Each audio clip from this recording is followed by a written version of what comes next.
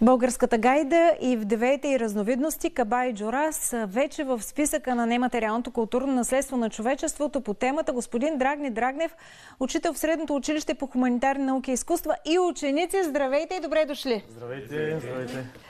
Господин Драгнев, представете ни оркестъра, с който сте. Това е нашия гайдарски оркестър при Средно училище за хуманитарни науки и изкуства Константин Преславски в град Варна. Който наброява общо колко ученици? Който наброява, в училището изучават гайда 18. Какво за вас означава факта, че гайдата е вече в списъка на нематериалното културно наследство? Това за нас е голямо признание за българската гайда. Това е признание за всички гайдари, въобще за цяла България. Не само гайдата, а и гайдарското изкуство. И тук искам да спомена всички наши учители, преди това всички наши колеги, които са направили така, че гайдата да бъде много значима, харесван инструмент и така, обичан от всички българи. Вие сте с ваши ученици, нека споменем, че вие сте ученик на Диньо Маринов. Да, аз съм започнал при Диньо Маринов,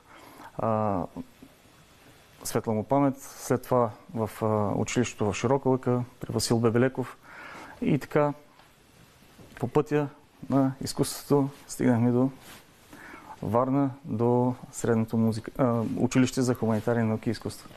И аз сега към учениците, представи се. Аз съм Ивайло Караджов. Ивайло, кой клас си ти? 10. От кога си част от оркестъра и какво за теб е музиката? От 3 години съм част в този оркестър и музиката за мен е нещо много голямо и много хубаво, което ме кара да се чувствам щастлив и винаги усмихнат. Към най-малките, представи се. Аз съм Преслав Иванов. Преславе, кой клас си ти? 4. А ти? Аз съм Николай Лалев и съм 3 клас. Кажете, вие защо избрахте гайдата като инструмент? Защото е най-български инструмент. Кога се запали по гайдата ти? Кога реши, че ще свириш на нея? Бях на 7, като започнах да свиря. Сам ли реши или родителите ти взеха това решение? Сам реших и после те ме записаха. Добре, а ти? На мен много ми харесва гайдата, защото е български инструмент. На мен ми хареса, като бяхме на Родопите и там дойдоха едни родопски гайди. И да, аз свиря от 4 години вече. И аз споменах в анонса си, че двата вида гайди, Каба и Джура, вашите гайди какви са? Джура гайди. И двете? Да, всички гайди са Джура гайди. Но има и родопски. Имаме и родопски гайди. Доколкото разбирам, по-големите ученици са по-срамежливи от по-малките и все пак няколко думи от вас. Представи се. Аз съм Радомир Радев от Средно училище за хуманитарни науки и изкуства Константин Преславски. Радомир, ти от колко време свириш на гайда и защо избра този инструмент? От 4 години свиря на гайда. Запалих се на една сватба там, има един оркестър свиреше. И оттам вече много ми хареса. И реших, да. Имаме и двама братя, представете се. Аз съм Антуан Димитров. Аз съм Бранко Димитров. Вие как решихте да свирите на гайда и от колко години? Аз свиря на гайда от първи клас, вече 10 години. Реших да се запиша на гайда, защото най-български инструмент. Той е инструмента, който всеки един се сеща, когато се помисли за държавата България. Той е това, което олицетворява българската музика като цяло. Аз съм 6 клас, свиря от 6 години. Почнах да свиря гайда поради брат ми, хареса ми самата гайда, звукът ти и като цяло и самия инструмент. Господин Драгнев, има ли интерес от страна на учениците в годините към инструмента, поколенията? Така, проявяват ли интерес въобще към българската народна музика? Да, проявяват голям интерес, особено към гайдата. Ето, нашия прием в училището е след 4-ти клас.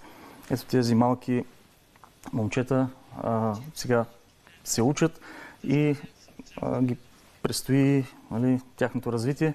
Има и доста други така деца, които се занимават в школите в цяла Варна, пък и в България като цяло. Вие сте вписани в книгата за рекордите на Гинес. Да, участвахме. Нашия оркестър участва съвместно с гайдарите от Родопла планина, всички от Смолян, въобще от всички градове. Там се събрахме заедно 333 каба гайди, като 33 гайди бяха от Варна. Аз имам един въпрос. Вярно ли е, че Варна е гайдарски център? Да, може да се каже. Варна е джура гайдата е така на пиедестал. Хората я харесват. Не минава сватба без да писне гайда, да зазвучи оркестъра. Има и други центрове, разбира се, Родопите също с тяхната специфична родопска гайда. Добруджа, Бургас, Странджанския регион. Къде водите учениците? Ходите ли на фестивали, да, на събори? Събори, конкурси. Участвали сме в Рожен, в събора в Рожен, в различни национални конкурси. Също на нашия конкурс, който е фолклорен национален Диньо Маринов. Участваме редовно и въобще не пропускаме такива участия. Господин Драгнев, защо звука на гайдата винаги ни вълнува толкова много, когато го чуем и някой от децата, ако желая да... Може би това е така типичен български стар инструмент, който така грабва публиката, свързва, е с много радостни моменти и с много тъжни.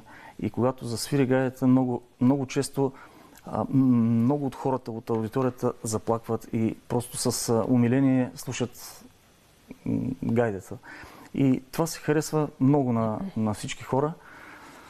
Пък, да, самата гайда си е хубава. Така, вие с какви амбиции сте? Какво желаете от тук нататък да учите? Искате ли да се развивате и да продължавате да свирите на гайда? Да, аз искам да се развия и да стана доста добър гайдар. Искаш ли да си известен? Да, искам. Добре, идвай по-често тук в предаванията. Ние поемаме ангажимент да те направим такъв. Добре. Щом искаш, няма проблема ти. На мен ми харесва много самия звук на гайдата. И аз искам да стана известен. Ще продължа да се развивам. Въобще всички гайдари искат да бъдат известни. Чудесно! Какво ще ни изпълните днес? Какво сте ни подготвили? Подготвили сме една мелодия, която е от нашия край, типична ваешки танц, ваешко дайчово хоро. Сега ще ви посвирим. Добре, подгответе се. Благодаря ви много, че ни уважихте, че... Благодарим за поканата. Че дойдохте. Радваме се, че можем да преживеем този момент заедно и редом до факта, че така всички информационният поток е пълен с чуждици, с какво ли не. Ние пък можем да се похвалим, че с началото на годината сме част с гайдата от нематериалното културно наследство. Да. Слушаме ви с най-голямо удоволствие.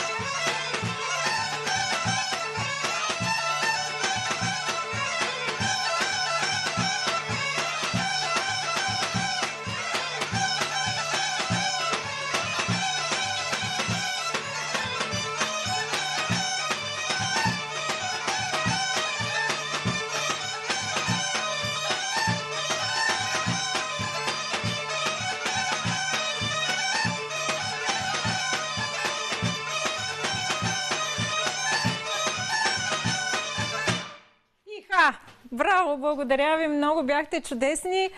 Колко време репетирате на ден и каква част от учебния процес е свирането на гайда?